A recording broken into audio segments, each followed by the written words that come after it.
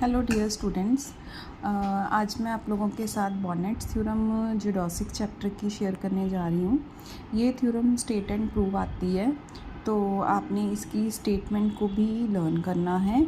और state and prove ये theorem आपकी जो है एग्ज़ाम में जब भी आती है तो स्टेट एंड प्रूव आती है। Let C be any curve on a surface. हमने किसी सरफेस के ऊपर एक कर्व सी ले लिया और जो टो है वो उस कर्व के किसी पॉइंट के ऊपर उसका टोर्शन है, और W जो है वो geodesic torsion of its geodesic tangent, and W bar is normal angle at P। हमने लास्ट टाइम नॉर्मल एंगल का कॉन्सेप्ट जो है वो इंट्रोड्यूस किया था। देन हमें प्रूव करना है this differential equation is satisfied, dW bar by ds plus tau is equal to capital W।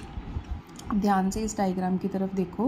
पहले तो हमने 3 प्रिंसिपल एक्सेस बना लिए, T, N और B। अब जो हमारा n कैप है that lies between the plane N and B, तो मैंने n कैप बनाया। एक मैंने कर्व ले लिया C और दूसरा जियोडॉसिक कर्व ले लिया C डैश। अब n कैप और n के बीच में जो एंगल है वो W है, तो ऑब्वियसली ये वाला जो एंगल है वो 90 माइनस W होगा, क्योंकि इस N और B के बीच में एंगल 90 है, पूरा एंगल 90 है, ये W है तो ये 90 माइनस W होगा।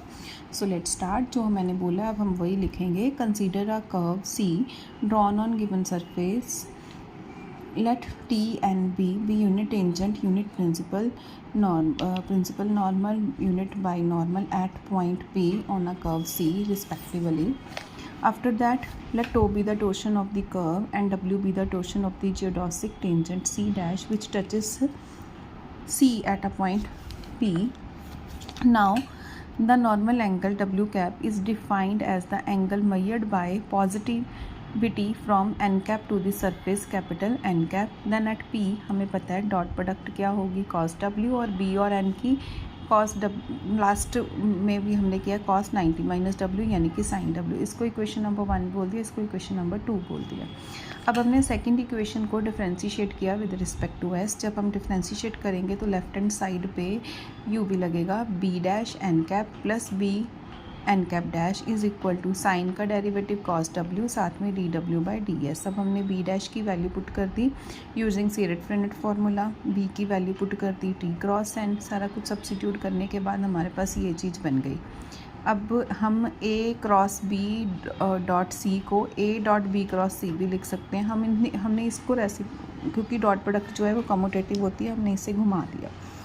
अब हमने इसको चेंज किया, A डॉट बी क्रॉस सी को A cross B dot C कर दिया, तो ये हमारे पास इक्वेशन नंबर 3 आ गई। अब हमें पता है B होता है T क्रॉस N। अब हमें पता है फॉर जियोडॉसिक N कैप और N सेम होते हैं, तो मैंने यहाँ पे N कैप लिख दिया, B डैश लिया। B डैश की वैल्यू सीरेट-फ्रेनेट फार्मूला यूज़ करेंगे, minus torsion into N cap. यहाँ पे टोर्शन W है, मैंने सब्स्टिट्यूट कर दी वैल्यू, यहाँ पे कर्व के साथ फार्मूला लगा दिया, और फार्मूला सब्स्टिट्यूट करने के बाद K यहाँ से कॉमन आ गया, अंदर रह गया N cap cross N cap plus T cross N dash. अब N cap cross N cap तो 0 हो जाएगा, तो हमारे पास आ गया minus W N cap is equal to minus N dash.